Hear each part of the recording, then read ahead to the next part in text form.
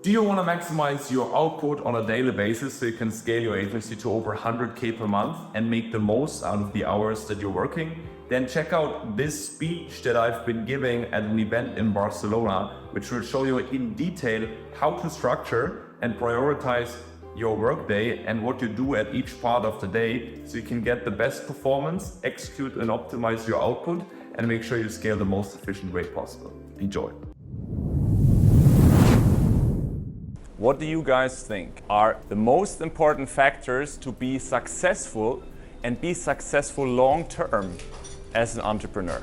Focus, Good sleep. energy, discipline, Nice. consistency, ourselves, nice, time management, patience, surroundings, fun, habits. So basically, these were all great points that you gave, and we identify 3 main areas of success. You have strategy, you have mindset, and you have the execution. And what is really important is that you understand which one of those can you actually control and which one you cannot. So with strategy, right, we talked a lot about strategy today, right? How to scale Facebook ads, right? What's working right now, algorithm is changing. But the problem with strategy is you cannot really fully control it. You can maybe try to stay on top of it, right, and come to those events and always, get the newest things that are working right now, but you cannot fully control it. However, there are things that you can control. You can control your mindset. For example, I think this is the best example here. You can surround yourself with the right people. That has an amazing effect on your mindset. Also, you can control the way you react to certain things that are happening around you. You can also control your execution, your focus, your consistency, your energy, basically the way you show up every single day. Now, imagine the following scenario. Budapest, November 2020. It's really cold outside. It gets dark at freaking 4 p.m. It is freezing cold, there's fog outside, and it was just a really depressing situation. COVID just had hit, and Adele and I, we were sitting in our flat, just recovered from COVID 2 weeks before, still didn't smell anything, totally gone, and we were just sitting in our flat and we're like, we can't even go to the gym. And we were really feeling that was really weighing on us because it was something which really gave us energy. And so we decided we have to do something about this. And that's where we decided, okay, no matter what happens, we can't control that the gyms are closed, but we can still find a way to still do something. So any kind of park, forest we went to did some form of exercise. Some pull-ups here, or Adele with this cool assistant band, or kind of went in a run together. And imagine Budapest, if you have been there in December, it is cold. It was sometimes -5, -10, but we still went out for a walk, went out for a run, or anything like that. This here was our little workout station, if you've ever been. Right, really nice place. That's at the Danube, under the bridge there. But even there, right, this metal stuff was icy cold. Imagine you're doing a pull-up and you hold yourself. It's really cold and the wind blows in your face. But we didn't care because we wanted to do some form of exercise to really, in that situation, focus on what we could control. And then, when the sun was out, we went up, we had a little rooftop here, and did a little bit of yoga here on the rooftop. Then I went to a doctor, had a checkup, right? Routine checkup at a skin doctor, right? So you probably know this, right? You go to the doctor and they just check everything fine. And then this guy says, oh, at your back, you have this brown spot. I don't like how that looks. I want to get this cut out because that could be cancer. I was like, oh damn, what's going here? So let's rather have this thing cut out. And then again, so we just found our routine. It was like December, January 2021. And then the guy said, okay, we have to get this thing cut out. And we censored this a little bit so nobody's gonna fall off the chair right here. So I got like a big cut, had this thing cut out. And this meant I couldn't do any sports for several months because, you can't move the scapula, you can't do any pull-ups, nothing anymore because the thing wouldn't heal. Again, I couldn't do any sports, another thing I couldn't control. So you can imagine, he couldn't do sports anymore and that was really important for him. And You know all how it was. Everything was closed, so you couldn't go just to the cinema or to the restaurant and entertain yourself. We were home all the time. I was at the time working on my thesis. University went online again, and I thought, okay, now they are prepared, because it wasn't the first time. They weren't prepared at all. So I was like super stressed. And there was the time also when I was working as a teacher already, and I had to teach children through Google Meet. You can imagine all that frustration building up in between those four walls. So we knew that we have to get out of this. We want to do something different. So we started hiking, we started exploring Budapest, and I can highly recommend you, when you feel sometimes a bit frustrated or stressed out, go into the nature. That has an amazing effect on you. So we also knew that we want to take care of our nutrition, because there was a time when it was super easy to stay at home, sit on the couch, watch Netflix, order food. That was the paradise of introverts, right? You could just order pizza or a burger. You couldn't even meet with the delivery people, so they could just put it in front of the door. So we knew that we want to take care of our physical and mental well-being. Exactly, and that's why we decided we're not going to order stuff from some random delivery service, but we actually went to, there was a really cool entrepreneur in Budapest. He had a Michelin star chef, you know, and they cooked amazing food, which was really high quality fish, high quality proteins, meat, veggies, all of that. We ordered that delivery service because that made sure we had an amazing food. And again, we focused on what we could control. I couldn't do pull-ups, but I could walk, right? I could go for a little run at least. And so we focused at least on the nutrition, on these side of things, all right? And basically the main takeaway for you guys, why we tell this story, is the following, right? You can have all the best goals, biggest aspirations in the world, but sometimes there are things you cannot control, right? Things that are happening and you cannot really do any difference about it. So in the end, you do not rise to the level of your goals, but rather you fall to the levels of your systems and of your habits.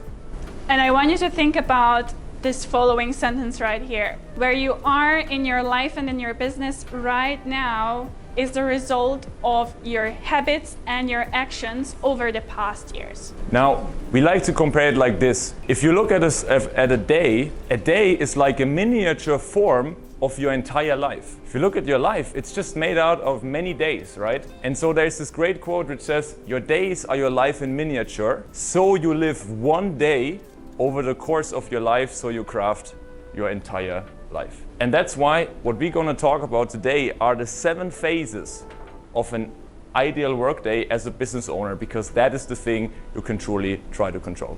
Just a little bit about myself. I'm Kilian. I own Consistent Performance Mentoring. We help agency and e-com owners scale to 7 and 8 figures, but do so without neglecting their health or sacrificing time outside of business. And a little bit about myself. My name is Adele, and I have my own coaching program as well, my business, and I focus on women, and I help women grow their businesses without burning themselves out. How to get better results. So, how to get better results? Just to summarize, how to be successful long-term as an entrepreneur.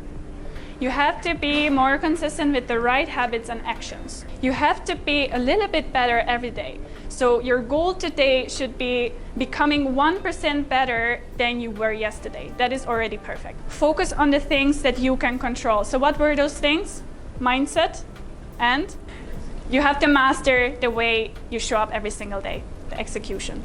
And that's why we're going to talk now about the 7 phases for an ideal workday as a business owner. Now, this is an example of how such a daily schedule, an ideal workday can look like. And just for you to have an overview, we're going to go deeper into this in a second. Also, very important to note, these phases can vary from person to person, right? Some things are depending on the size of your business. Do you have a big team already? Or are you maybe, just a few team members or just doing everything yourself right now? But we're going to go into the sections in a second. All right, so here are the 7 phases that you can focus on every day. The very first thing we put here were evening and sleep. And the reason why you put them first, these are the most important things that you have to master. You can have the best morning routine ever. If your sleep wasn't good, then you are not going to be focused enough. So first you have to master your evening routine, your sleep, and then you can move on to the other routines, habits, and so on. And this is something that Kilian talked about in the last mastermind, so you can watch his presentation. We will just mention a few important things again, and these are the areas that we're going to talk in more detail. So waking up, your morning, lunch, afternoon, and end of work. All right, so let's start with the evening. One of the most important things you have to do is an early dinner. Why? Because if you eat too much, too late, too much volume in your belly, what's gonna happen is it's gonna impact your digestion. It will still be active, and therefore your deep sleep will be compromised, and you will wake up with less focus and less energy. But Kilian, what if I'm Spanish and hear it later? I knew that question. So what do you do if you're Spanish or you're like at a conference like this, right, where some things are simply later? So two things you can do. In general, of course, you can think about, are these things happening regularly? Then you would try to organize things a little bit earlier so your dinner is not too crazy late. But in special situations like these, what I would recommend is you eat a bit more during lunchtime and you eat a little bit in the early dinner already. And then let's say you have a meeting with your friends, with anybody at like 9 or 10 or something, you can still go and even still eat something there, but you would eat just a very small portion. Right? And that way, it's not all or nothing. It's not ideal, of course, but the volume that you have to digest is much lower, much less, and therefore your sleep will not be impacted that much either. Then, most important point for the evening, shutdown time. Very important. You have to eliminate screens. One of the biggest mistakes I see business owners do is late until the evening, even before sleep, they hang on the screen, answering emails, doing all these types of things, and then they wonder why their sleep isn't good, because their mind is active and they really don't wind down. Then you have to reduce light. So you probably notice, I have this feature on my iPhone. It reduces, the blue light and all these things. But not only blue light is important, but also the intensity of your light. If you sit on with blue light blocking glasses and you sit in a room, the light is still super bright. It will also affect your melatonin and therefore your sleep quality. So dim lights in the evenings. And the final point is, you gotta do something that helps your brain to relax and get yourself ready for sleep, to wind down, and very important, do no more work. I hope all of us are really excited about what we do here and are really passionate about it. But if you come up with 10 crazy ideas before going to sleep, it's very likely that your mind will still be active, and that is not really good for the depth and the quality of your sleep, right? So have some time before sleep that you end work. We recommend around 2 to 3 hours, and then you are winding down. Okay, so you put your phone away. What do you do then? It's important that you find things that you enjoy, that you can enjoy, that help you relax. So if reading is for you, then take a book and read a fiction story, drink your chamomile tea. And it's important, don't read business-related books anymore. Read it at a different time. You wanna get more relaxed. You can use some nice smells like essential oil, or you can light up an incense stick. So it's important that you find the things that you enjoy, because if you don't enjoy, you might stick to them for a few days, but definitely you can stick to them long term. Perfect. Then now you've gotten ready for the evening. Now it's about sleep. Again, quickly here, the most important points. You gotta have a consistent sleep schedule. If you're going to bed sometimes at 11 and 10, and then sometimes you wake up, go to bed at 3 or 4, this is very bad for your circadian rhythm, for the release of your hormones like melatonin, and therefore your sleep quality will be not good. So that's why very important that you have a very consistent sleep schedule. If you go out on the weekend and so on with friends, try to not deviate too much from it, so that your hormones are dialed in, and that's why that's the way to get great sleep. Then optimize bedroom. We talked about this, mainly about temperature, about darkness, and about making sure that the bed is greatly set up. And then think about sleep cycles. A big mistake I see a lot of guys do is they have a super loud alarm that just gets up at a random time in the morning, like the alarm starts at a random time, and sometimes they wonder, why am I still so groggy when waking up, and then they snooze and all these things. Why? Because it might have woken you up during one of your deeper sleep cycles. So that's why never set these loud alarms. There's a different alternative, and we're going to talk about this in a second. And then importance for sleep is you need enough quantity and enough quality, high enough quality for your sleep. For most people, it's around 7 to 7.5 hours minimum that they should get sleep, especially if you're also lifting weights in the gym, super active, because otherwise your recovery is really affected. Most people think, no, I just need 5 to 6 hours. And then they did a study on those people and said, okay, how good is your performance? They rate their performance like cognitive, right, focus and so on. They rate them on a really high level, but then they actually measure those people and their reaction time and so on is much lower, right, or much worse. That's why even if you think you slept well, it's not always the case that you actually are at your best.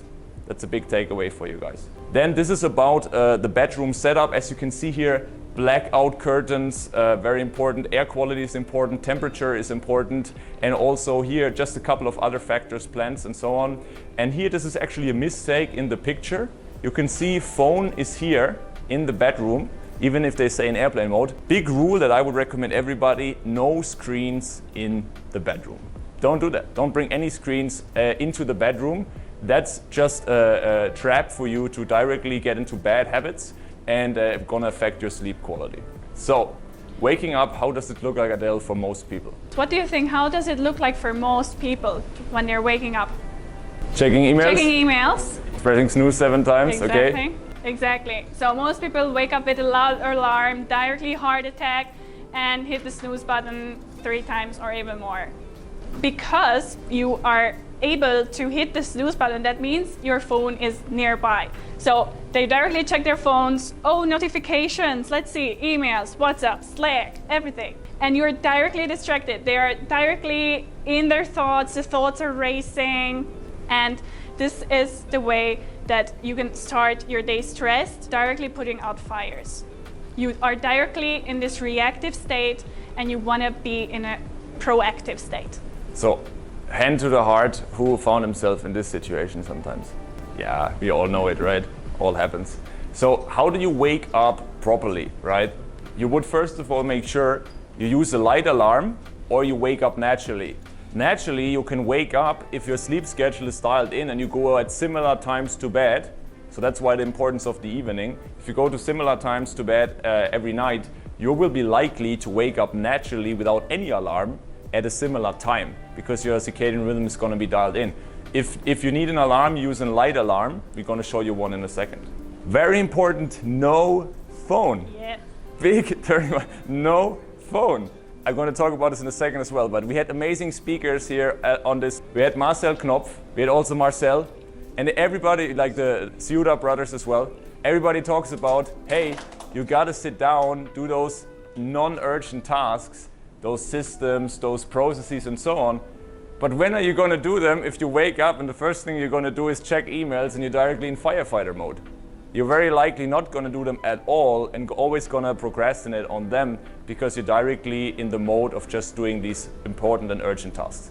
Then instead what you should do instead of the phone is short hydration, short movement, short light and air, right? So that can be just getting some water, doing some form of quick workout or some yoga, something like that, getting some light. Ideally, you would do a quick morning walk to get sunlight and get fresh air.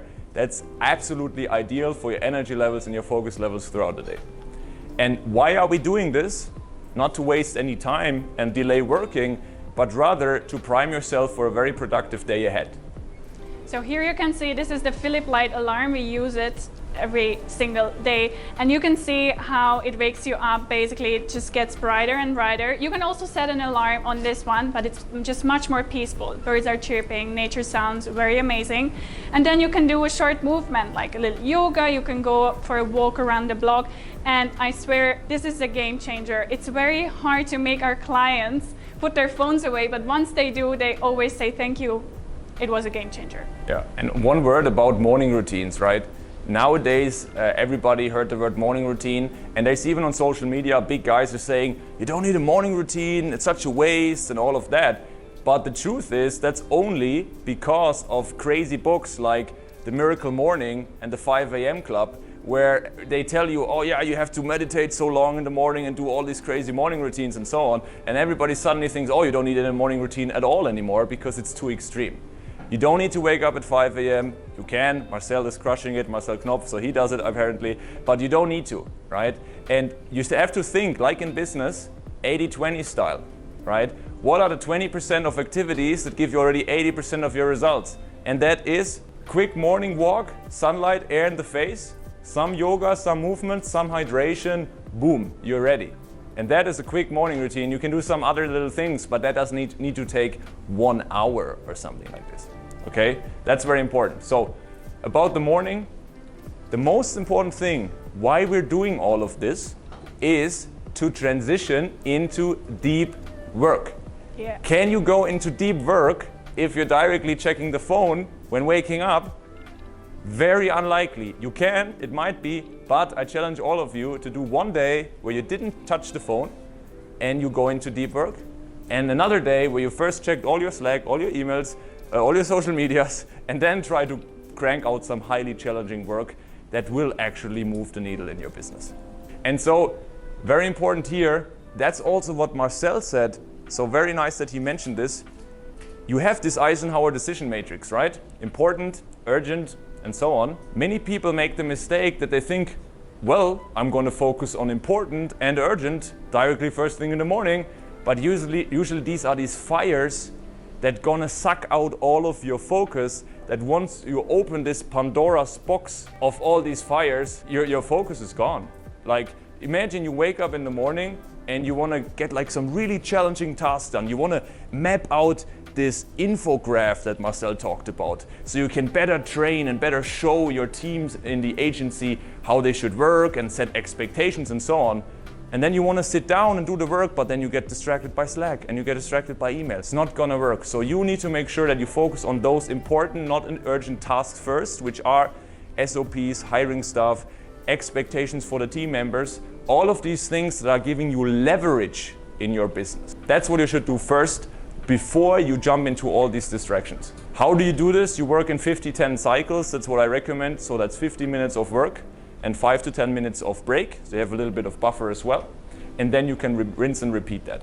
Very important during that time, phone, laptop, all those parts have to be blocked out with smart app blocking. We're gonna talk about that in a second. If you think, well, I'm just not gonna open Slack, I'm just not gonna open email, it's not gonna work. This stuff is designed by psychologists at Stanford who are a bit smarter than we are, and they make sure that we're gonna click on this button or we're gonna do this. So you have to be smarter than that and use, basically fight fire with fire by using technology to block technology as well. This is how this can look like if we look at the schedule.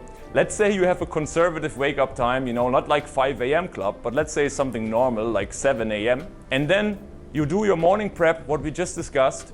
You don't even have to go crazy, don't do anything long. Like, there's like taking a shower, bathroom, getting ready, getting dressed, all of that stuff is in here. And the hydration, the walking and so on, you can totally do this in 1 hour or even less, right? Even much less than that. You don't have to spend a long time on that. Then you would say, let's spend 2 hour block, 2 of those 50-10 cycles on the one thing, which is the deep work block on these important but not urgent tasks. And then 10 a.m., let's say until lunchtime, you can put in 2 1 hour focus blocks where you then open all those messages, Slack. Those are rather the important and urgent tasks that you need to focus on then. And then you make time for those. But Kilian, what should I do if I have to communicate with my team in the morning? That's something we hear all the time. So usually you have to ask yourself, where's my team sitting? If your team is in a different time zone and you have a team all across the world, then it's challenging. I admit that, right? Then you have to find someone who's a project manager and so on, who can communicate and so forth. It depends on the size of your team. But ideally, you would have, what I recommend, you get a second phone, right? Get an old Nokia phone. I don't care, just get an old phone. And the people who need to be able to reach you, you give them that phone number. And they can call you if there's something really important that you absolutely need to be involved in during that time in the morning. Otherwise, the expectation is you would be available from this time onward, right? Usually, there's not many things that are so important that at 8 a.m. you absolutely need to see them. It's just us. We're addicted. We always need to know. But it's not very, very often the case that it's actually you need to see that right now. It cannot wait like 1 or 2 hours, right? And so in those cases, you just have this communication channel of a separate phone, and then someone from your team or your most important clients, you set the expectations when they could reach you in that case, or someone from your team is ideal. They can text you if they need your cooperation on it. So, lunch. All right, so you had an amazing morning routine. You focused on your one thing. You did your focus blocks. Now it's lunchtime. So what happens? Most people, they usually eat and then they have this afternoon crash. So it's very important that you focus on eating the right food. And so what you have to focus on is good sources of protein and fats. And it's important that you reduce refined carbohydrates. So who of you guys, what do you think? If we look at this, where are people eating a lot that it's causing them to crash in the afternoon? Does anybody have any idea? Dessert, yeah, maybe. Yeah. Rice and pasta is so common, especially in Italy and Spain and so on. Let's eat some rice for lunch. And then everybody's like, oh, I'm so tired in the afternoon. And that's why you want to reduce refined carbohydrates, rice, pasta, avoid that during lunch, right? And so after lunch, it's essential that you have a little movement. So what most people do is sit down on the couch, start scrolling a little bit on TikTok or on Instagram, but it's important that you get a little movement. And again, don't think about anything big, like it doesn't have to be a long gym session or a cardio session. You can literally just do a little foam rolling or yoga or have a walk around the block again. Nothing special. 5-10 minutes is also amazing. So and then, yeah, exactly. That's the time when you can start with your batch processing, or you maybe already started with it before lunch. So what is exactly batch processing? So batch processing is the following, that you go through your messages, social media, emails, all of those in a scheduled batch. So in one go, right? Instead of just always compulsively checking email. Who of you guys knows this? Sometimes you're like, don't know what I'm working on right now. Okay, let's go to email. Let's see what's happening. Who knows this feeling? Yeah, right? Like, okay, let's email. Okay, just let's go to email. And this is like, how much time is that wasting if you think about it? How many minutes are adding up there to hours and hours, right? So much smarter to go ahead, block away the email in those first hours where you don't actually need it, and then go ahead and schedule when you're gonna check the email, right? And you do that a few times during the day, especially when it comes to social media. I would recommend all of you, if you really take it seriously, to not have your social media available at all times during the day. It's just gonna waste a lot of time. Have a few slots in your schedule where you're able to post, to engage with people, but the rest of the time I would block it out. Now, these are examples for types of food that are great for lunch actually. So salad, veggies, salmon, avocado, some Greek yogurt as well you can add for taste if it's not too fatty, not too heavy. And if you absolutely need carbs, a better source would be potatoes, for example, as opposed to rice. It's also not ideal, but if you feel like, oh, I need something in my belly, you know, then rather eat potatoes, and always combined with some form of veggies, some source of good protein, good fats, good protein. That's ideal. And as we said, in the afternoon, best case, always have some form of movement, like a walk, afternoon walk, or even great as well, what I do, go to the gym in the afternoon. Your focus levels will be amazing after that.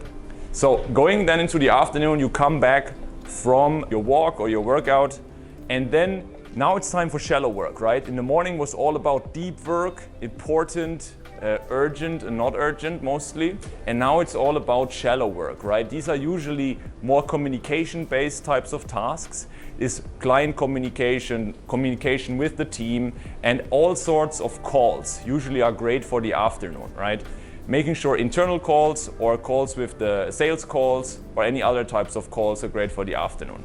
What I recommend here is to work in shorter slots. If you work like with email and so on, to take more frequent breaks. So take some breaks already every half an hour, even if it's just a quick one where you stand up, shake yourself, open the window, get some water and so on, especially between calls. Because who knows it that you have back-to-back calls, like call after call, you don't even have a break for the bathroom, who knows this? And these are the things that at the end of the day, you're like so drained, you're like coming out of the office or you can't do anything anymore. You just had back-to-back calls. Well, that's because you didn't schedule them in with a little bit of buffer so that you can take some breaks in between. Very important as well. Now, this is how this looks like again in our schedule. Let's say you have lunch around 1 or 12:30, or it doesn't matter, right? You do some movement afterwards, and then this block is all about calls and shallow work tasks. This is of course your one big block, but you would split that up into, let's say, You have a bunch of calls here, and then in between you have a few blocks for break as well. And then the final point would then be end of work. All right. Here it's important that you have what we call an end of work type of ritual. What does that mean? That means that you have some form of separation between now work is over, now I stop working. Whenever that might be for you. For some it's earlier, for some it's later, right? But what is that for? So how do you go about this? First, you have some form of self-reflection. You can use either some journal or some task manager or some note-taking app, and you ask yourself, what was good about today? What did I get done? And then also, what are the things that I could improve? This self-awareness, if you ask really the big guys who have really gone far, they tell you self-awareness and self-reflection is one of the most underestimated meta skills that you should develop to understand, hey, where am I just wasting time and what should I change? If you do that regularly, it's one of the best skills ever. Then after that, you do planning tomorrow today, which means you think about what will I do tomorrow? And here again, most people fall to the trap that they think like, okay, I need to plan out my entire day now. And then they do this for a couple of days and then they fall off and not do it anymore.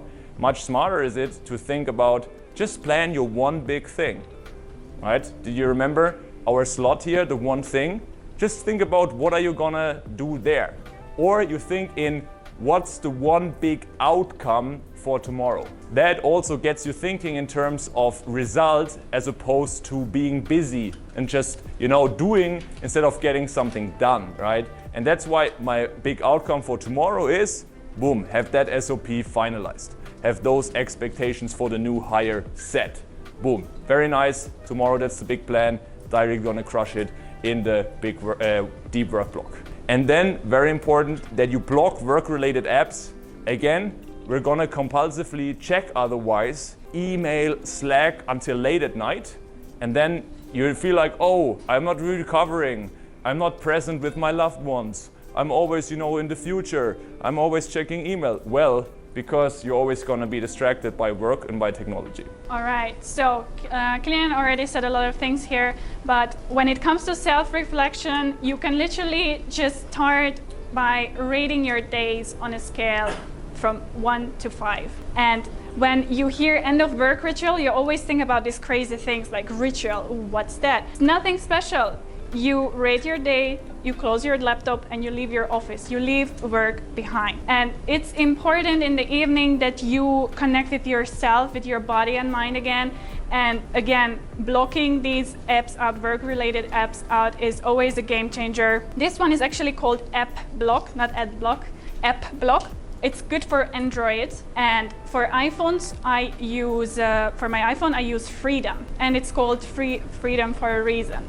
And one question I get asked a lot, Adele, what do? I want to talk to my family in the evening, so how do I block out these apps? And what we both recommend is that you need to have a separation between work-related apps and between those apps where you talk to your family, friends, and so on. Have a separation, otherwise it's not going to work. Who of you knows this, that you have like a channel, let's say Facebook Messenger, WhatsApp, and you're talking to some friends, making some evening plans or whatever, and then a client or someone texts you and like wants something from you? Who knows this here? A couple of guys, right? That's something you want to avoid at all, right? Because let's say you have kids later, you're with your family or whatever. How can you be truly present if you're constantly being bombarded by this? And that's why it's remote and so on. What Marcel talked about as well is awesome, but it's just in the digital world that we live in right now. You cannot just close the office door and then, work is over. No, we're basically constantly carrying our smartphones with us, and therefore, if we don't tame them, don't control them properly, we will always be in too much of a work mode and never be able to recharge properly. Then after end of work, so let's say you left the office, you left your laptop there. So if you work in an office, then you do that. If you work from home, best case you have a workspace or a home office. You leave your laptop there, you have the apps blocked out. Now then, it's time for like gym, for sports, for any hobbies, any fun activities that you want to do, for family, friends, just being with your partner, wife, loved one, whoever, or going out, meeting someone in the city, and then just relaxing, recharging, doing whatever you want. That can look like this. So let's say you end work at, let's just say random time 5, can also be later. Then you go to the gym, then you have your dinner, 7 p.m. And then after that you have any type of socials, recharging, any hobbies, any fun activities. And Kilian, what can I do if I want to work in the evening a bit more? Yeah, actually that's no problem. Let's talk about this for a second. If you go to the gym, a quick hack is go to the sauna afterwards. This leaves you super relaxed, super recharged. That is a quick hack. But now to answer your question, so if you go ahead and you want to work later in the evening, that's no problem at all. So I personally do that myself. I shift my gym time here after lunch, and you might be thinking, what, after lunch I'm full? I'm not gonna go to the gym? No. You eat like this is what we propose. You use some salad, veggies, some source of protein. You totally can work out. It's no problem at all. Then you come back from the workout and your focus is going to be amazing after the workout because your blood sugar has stabilized. And then you can totally get more hours in here and can work much later, 6, 7 if you want to. Depends a little bit when you go to bed. But I wouldn't work too much after dinner, because otherwise you would be working too close to your bedtime and then it might be affecting the quality of your sleep. But you can totally work later in the evening by shifting your schedule around a little bit, and you can get a work block in here but have a little bit of buffer still at the end. And then you transition into the evening, you rinse and repeat, and you start basically everything again. So we have actually much more stuff that we can go into. We have bonus section here prepared for you. We have something about nutrition and deficiencies. A lot of guys also have brain fog and not so mental sharpness during the day. Very often it's related also to wrong nutrition and even some deficiencies in vitamins and minerals. Then very important that you take those regular breaks and have mindfulness also throughout the day, that you recenter yourself and recharge. Then weekly review and weekly planning, that's also something that we can go deeper into. And our tracking and our daily performance dashboard. So couple of those we will dive into now. The rest, if you're interested in any of those, just hit us up on social media or here in the conference and we can dive deeper into those and how that looks like. This here is actually a real gold nugget. If anybody is interested in that, I would take out the phone and take a picture of this, because this is where you can see the most common deficiencies and where you would get them from food. So this is iron, vitamin B12, vitamin D, iodine. Here, how often and how it's affecting you if you have the deficiency. Here are the foods where you can get it from.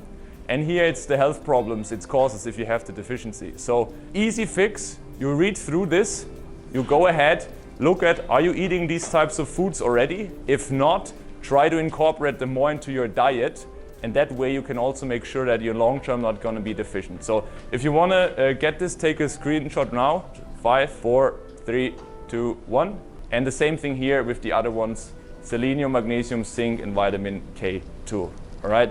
And this is our daily performance dashboard. That's something you guys can I can recommend you to set up as well, because this is just a quick, small sneak peek, right? This is a Google sheet. It's like much bigger here, right? But here, you can rate the quality of your sleep, your bedtime, and your wake-up time. And similar like you do it in marketing, you're basically collecting data and see how certain types of decisions are going to influence your energy, your output, your productivity, and so on.